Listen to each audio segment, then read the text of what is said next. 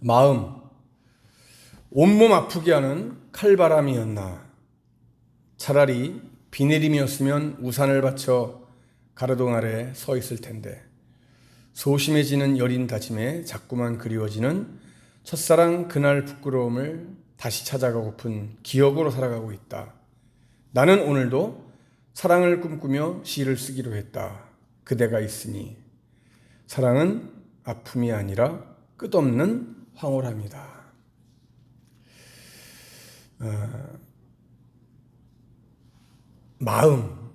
이 마음이 참 굉장히 중요한 것 같습니다. 그래서 옛날 페르시아의 유명한 시인 루미가 그런 말을 했어요. 상처는 빛이 당신에게 들어오는 곳이다 라는 말을 했습니다. 그래서 이 치유의 본질을 아주 아름답게 포착하고 있는 그런 말이기도 합니다. 이 마음이 힘들 때 우리의 상처 또 변화와 성장의 이 원천이 될 수 있다라고 하는 것을 꼭 기억을 하고, 우리가 살아가면서 직면하는 모든 이 도전은 우리 내면의 어떤 힘과 지혜로 이끄는 잠재력을 또 가지고 있다라고 하는 것을 생각하면서, 오늘 주시는 이 말씀 속에서 우리의 마음이 분명 예수 그리스도의 그 마음을 품게 되면은 세상의 어떠한 고통과 난관, 어려움 그 속에서 우리는 헤쳐나갈 길을 분명히 찾게 되고 또 반드시 이길 수 있다라고 하는 것을 오늘 사도 바울은 오늘 빌립보서 말씀을 통해서 우리에게 증거해 주고 있습니다. 빌립보서를 증거하면서 말씀을 드렸었죠. 이 빌립보서를 쓴 것이 사도 바울이 어디서 썼다고 했습니까? 감옥에서, 그렇죠? 빌립보 감옥에서 썼다고 했어요. 감옥 안에서 빌립보 교회 성도들에게 보내는 편지. 자, 우리가 계속 지금 빌립보서를 살피면서 빌립보 교회의 그 형편에 대해서 말씀을 드렸습니다. 빌립보 교회가 내부적으로 어떤 상태에 있다고 했어요? 심각한 이 분열의 조짐을 보이고 있는, 그죠? 내분이 일어나고 있는 그런 상태였다 그랬어요. 교회 안에 보이지 않는 알력이 서로 작용하게 되고 또 싸움이 일어나고 분파가 생기고 파당이 생겨지고 다툼이 일어나고, 사랑이 넘쳐나야 될 그 교회가 교회 안에서 서로 네 편 내 편 해서 서로를 이렇게 질시하고 비난하고 싸우는 모습을 보게 됩니다. 서로 한마디로 요즘으로 얘기하면, 쉽게 말하면 파워 게임이 이루어지고 있다 이 말이에요. 서로 내가 주도권을 잡아야 된다 이 얘기입니다. 이러한 빌립보 교회의 내부적인 상황을 사도 바울이 이야기를 듣고 빌립보 교회 성도들에게 써 보낸 편지가 바로 오늘의 내용입니다. 5절 말씀이 뭐라고 했습니까, 여러분? 너희 안에 이 마음을 품으라. 곧 그리스도 예수의 마음이다. 하나 되지 못하고 있는 교회, 파당과 분열이 심해지고 있는 교회를 향해서, 다툼으로 인해서 평화가 깨지고 사랑이 사라져가고 있는 교회를 향해서 지금 사도 바울은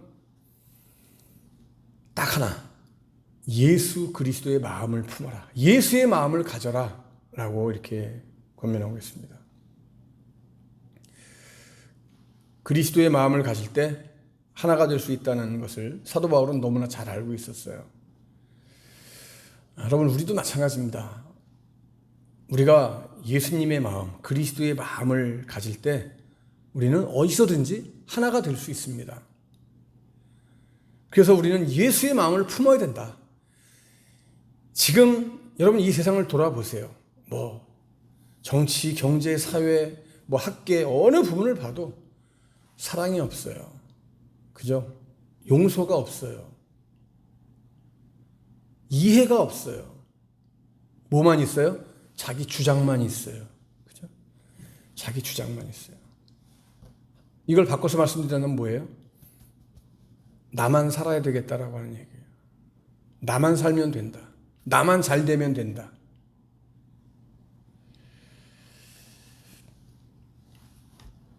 이러한 때 오늘 사도 바울이 주시는 예수의 마음을 품어라, 예수의 마음을 가져라라고 하는 이 말씀은 우리에게 굉장히 중차대한 의미 있는 말씀으로 다가오는 겁니다. 예수의 마음이 어떤 마음이길래 그렇게 말씀하실까? 오늘 우리는 오늘 말씀을 통해서 예수님의 그 마음을 함께 생각하고 그 마음 품고 살아가기로 다짐을 하는 시간 되기를 원합니다. 두 가지만 말씀을 드리기를 원해요. 예수님의 마음에 대해서. 예수님의 마음이 뭐냐?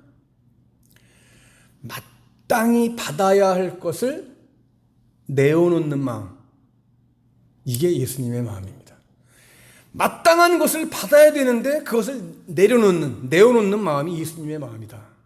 자, 6절 말씀 여러분 보세요. 그는 근본 하나님의 본체시나 하나님과 동등됨을 취할 것으로 여기지 아니하셨다. 뭐라고요? 근본 하나님의 본체다. 무슨 말씀입니까? 예수님은 하나님 대접을 받아야 된다는 분이죠. 그죠? 그게 그냥 마땅한 거다 이 말이에요. 그런데 어떻게 했어요? 동등됨을 취할 것으로 여기지 않았다. 내려놨다. 예수님은 하나님 본래 그 자체예요. 당연히 영광 받으시는 게 아주 마땅한 거예요. 당연한 거예요. 마땅히 하나님이 누리셔야 될 것을 누리고 마땅히 하나님이 받으셔야 될 것을 받아야 되는 것이 우리 예수님이란 말이죠.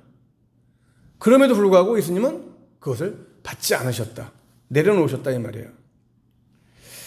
여러분, 우리가 교회에서도 그렇고요. 우리가 속해 있는 어떤 단체, 모임, 공동체에서 특별히 우리 교회, 우리가 이제 좁혀서 교회로 말씀드리면은 왜 교회에서 성도들이 시험이 되고 상처가 되고 말썽이 되고 말이 많아지고 왜 그럴까요? 한번 생각해 보세요. 가만히 생각해 보면 이유는 다른 데 있지 않아요.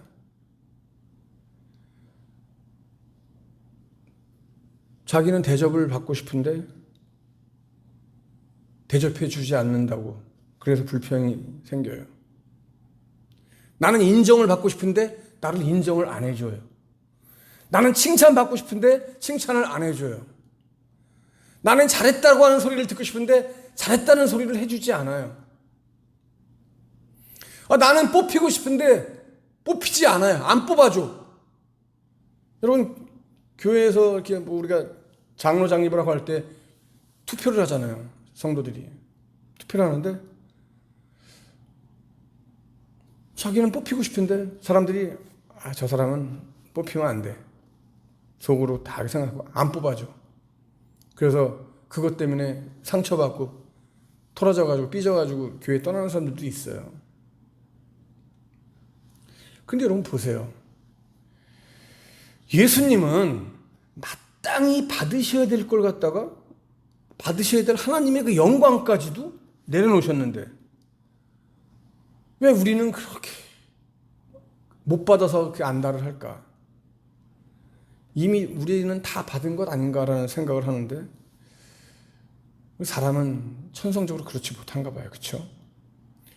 그래서 사도 바울은 지금 감옥에 있으면서도 그 감옥 안에서 이런 말을 할 수 있다는 자체가 참 놀라운 거죠. 어떻게 하겠어요? 나도 힘들어 죽겠는데 지금. 내가 왜 이래야 되는데 이렇게 말할 수 있는데, 그죠? 내가 잘못한 게 뭔데 이렇게 얘기할 수 있는 사도 바울 아니겠어요? 그럼에도 불구하고 예수의 마음을 품어라. 참 놀랍죠. 한번 생각해 봅시다, 여러분. 우리는 여기서 깨달아야 될 게 있어요. 오늘 말씀 가운데서. 교회는 인정받는 곳이 아니라 마땅히 받아야 할 것까지 내려놓는 것이 교회다. 한번 따라해 볼까요? 교회는 인정받는 곳이 아니라 마땅히 받아야 할 것까지 내려놓는 곳이다. 믿습니까? 교회는 그런 곳이에요.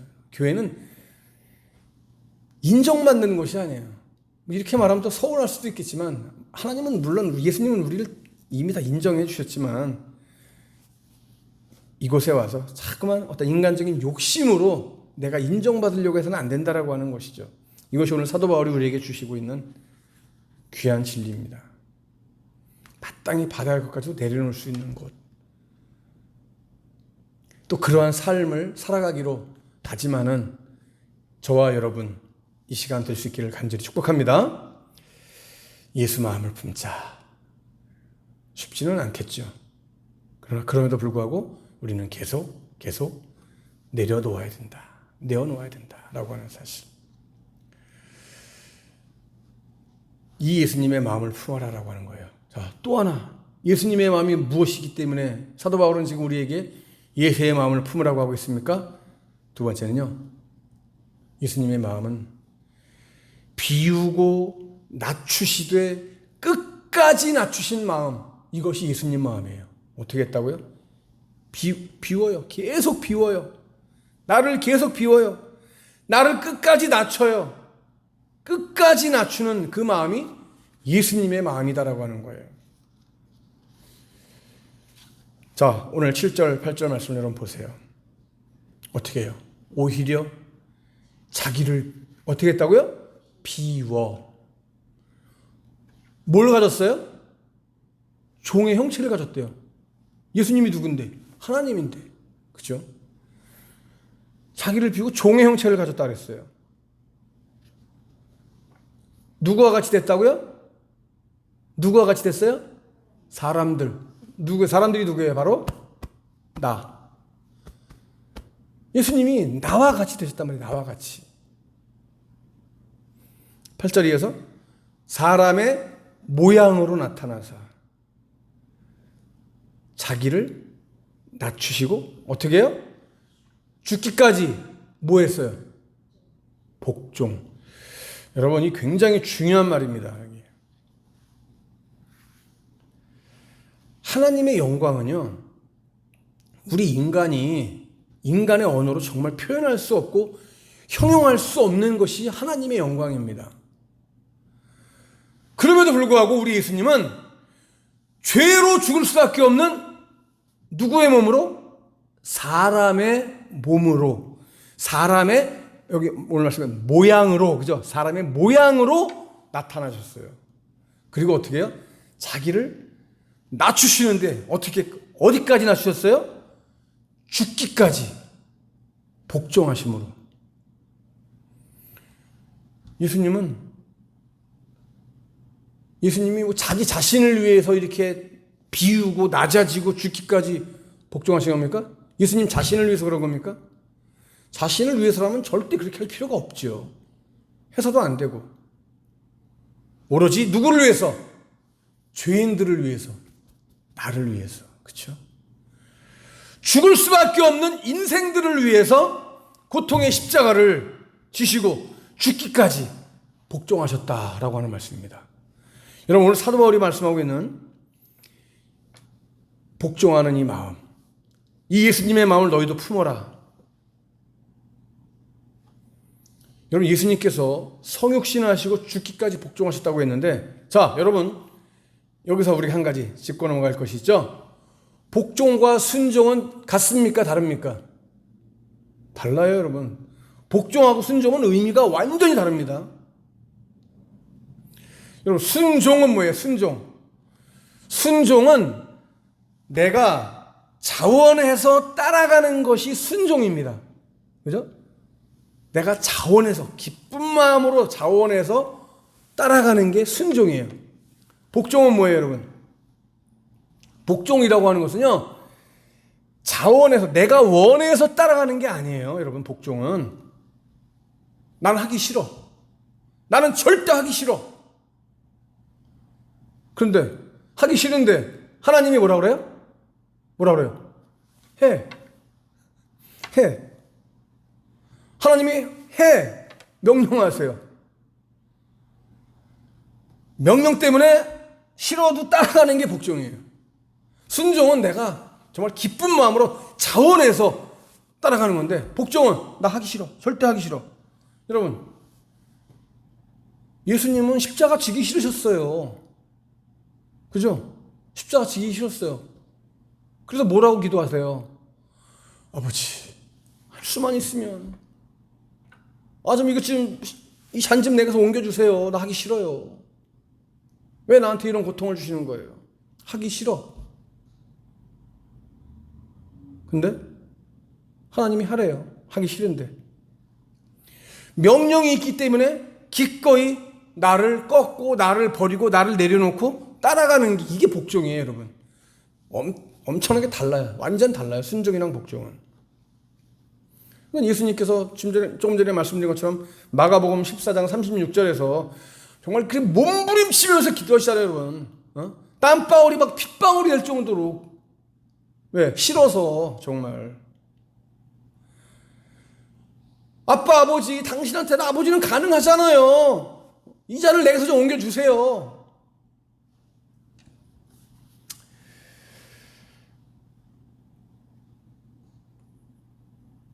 전능한 아버지시니까 내가 좀 고통 좀 당하지 않게 해주세요. 내가 이 십자가를 좀 지지 않게 해주세요. 예수님도 십자가 고통을 피해가기를 원하셨어요. 그런데 중요한 게 뭡니까? 그 다음이잖아요. 내 소원대로 하지 마시고 아버지의 원하시는 대로 끌고 가세요. 이것이 중요한 거죠. 뭐예요?